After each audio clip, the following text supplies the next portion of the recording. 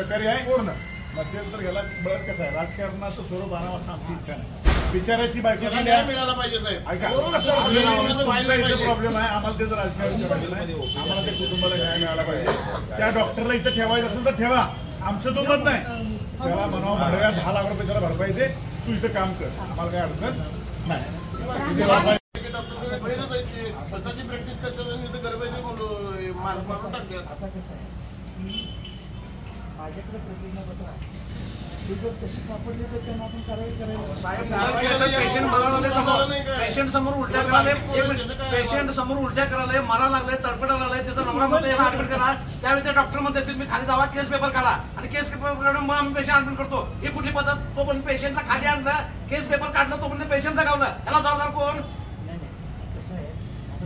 काय झालंय डॉक्टरांचं बोलणं काय माहिती का, तुम्ही नाटक करायला लागल्यात.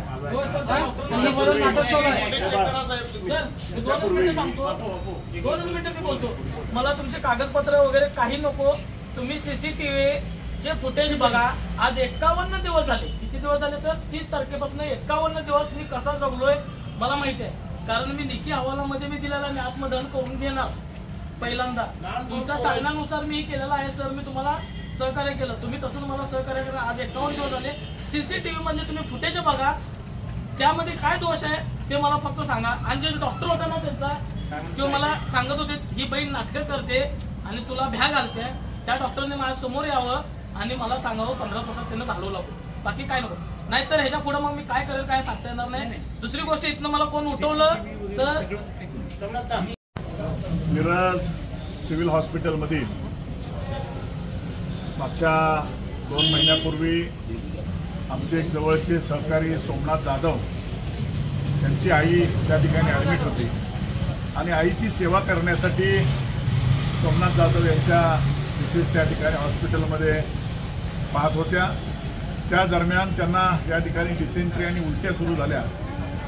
त्यावेळेला सोमनाथ जाधव यांनी तातडीनं त्या ठिकाणी त्यांना ॲडमिट करण्याच्या आणि त्यांना आरोग्य सेवा देण्याच्या संदर्भामध्ये डॉक्टरांना विनंती केली. परंतु मिरज सिव्हिलमधील हे गेंडेच्या कातडीचे जे डॉक्टर्स आहेत, जे शासनाचा पगार घेऊन या ठिकाणी मोबाईलवर खेळून मस्ती करतात, त्यांनी या ठिकाणी पहिला केस पेपर काढा आणि मग आम्ही पेशंटवर कारवाई करतो. दुसऱ्या मजल्यावरून केस पेपर काढायला पेशंट खाली आणला आणि मग पेशंट ॲडमिट केला आणि 15 तासात डॉक्टर म्हणतो की तो पेशंट नाटकं करतोय. मग नाटकं करणारा पेशंट 15 तासात वारला कसा, हा त्या नातेवाईकांचा आरोप आहे.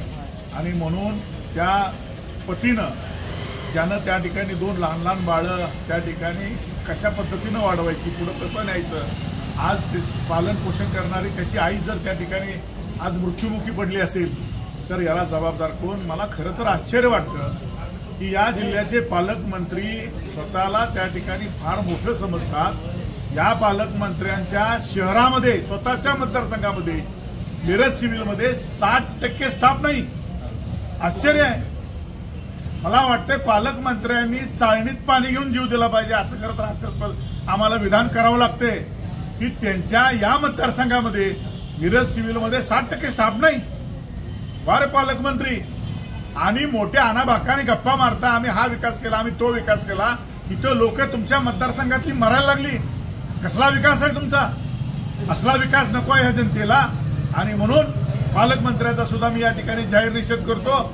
आणि माझी विनंती आहे पालकमंत्र्यांना, तुम्ही जर खरे मर्द असाल तर या डॉक्टरवर कारवाई करा, त्याला घरी बसवा आणि त्याच्यावर सदोष मनुष्यवधाचा गुन्हा दाखल करा. तर आम्ही म्हणू या जिल्ह्याचा पालकमंत्री एक सक्षम आहे, नुसतं तोंडानं बोलत नाही तर प्रत्यक्षात कारवाई करतो, असं आम्ही मानू. खाडे साहेब, तुमचा आम्ही सत्कार करू. या बिचाऱ्या कुटुंबाला नुकसान भरपाई मिळाली पाहिजे.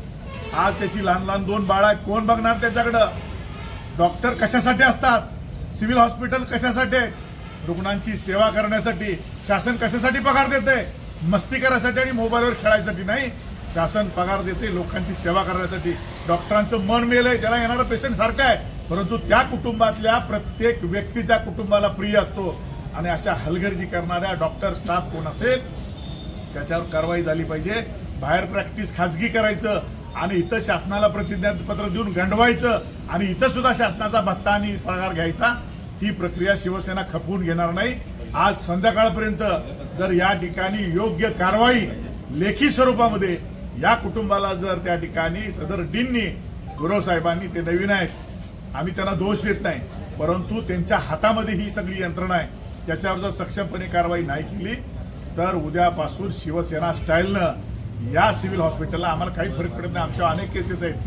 या सिव्हिल हॉस्पिटलच्या डॉक्टरांना जे या ठिकाणी रुग्णांच्या जीवाशी खेळतात त्यांना धडा शिकवल्याशिवाय शिवसेना गप्प बसणार.